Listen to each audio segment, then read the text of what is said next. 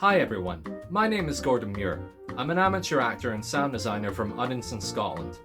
I'm here to try and spark your interest in something that I've been developing for a number of years. It's an idea for an animated show that I call The Canopy.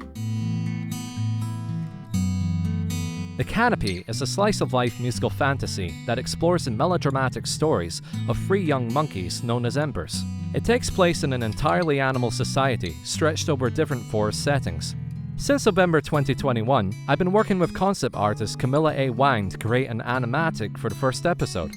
Right now, only the first few minutes are on their way, but it's my desire to produce the entirety of episode 1 as an animatic, complete with actors, sound design, and original songs.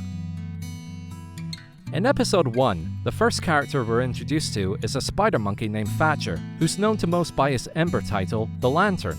It opens with him telling a story to his unborn sibling before heading off to watch a show at the Fine House Theatre. There he meets Olive, another spider monkey who's the daughter of the climbers who own and operate the theatre. During the interval, she seeks Thatcher's help to get her co-star back on his feet, but when that goes awry, she coaxes him into appearing in her show. What harm could it do, right? Well, no spoilers, but this has consequences that'll lead us into episode 2 and beyond. We're also given some introduction to Moss, a squirrel monkey who's Olive's co-star.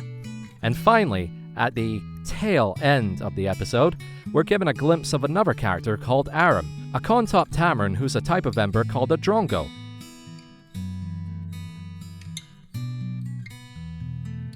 An ember is a monkey with innate abilities handed to them by an old and mysterious force known as Lumen, which will one day call to them like the Grim Reaper. Think of him kind of like the Black Rabbit of Inlay. Thatcher is a type of ember called a lantern. They're able to heal the ailing and produce powerful shouts. Aram is a drongo, the type that's able to understand and communicate with birds. Further into the series, we learn of a third type of ember called the stone. Every ember has a celebrity status within their community, but because of how long embers have existed and how many there are, each of them lives with only some advantage over the common climber.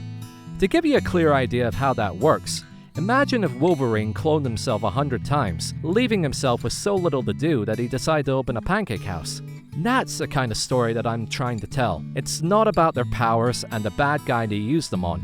It's all about their personal lives. One day they could be in a theater playing with sticks. The next they could be in a wrestling match or camping with their friends.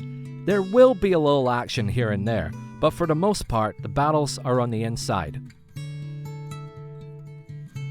So far, the team only consists of myself and Kami Draws, an artist you might know for her Yu-Gi-Oh! Parody comics. We met at the start of the pandemic, a time when I was looking to get back into voice acting through comic dubs. Last year, I commissioned her to draw a Mandalorian comic for me, which I think is by far my best video, even though it's not the most popular. I honestly couldn't be happier to have this kind of partnership. Their designs and ideas have truly transformed this story.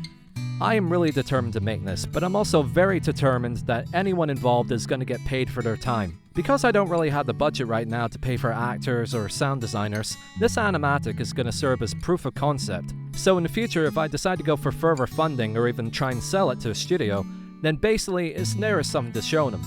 Thank you guys for watching. I wish you all the best.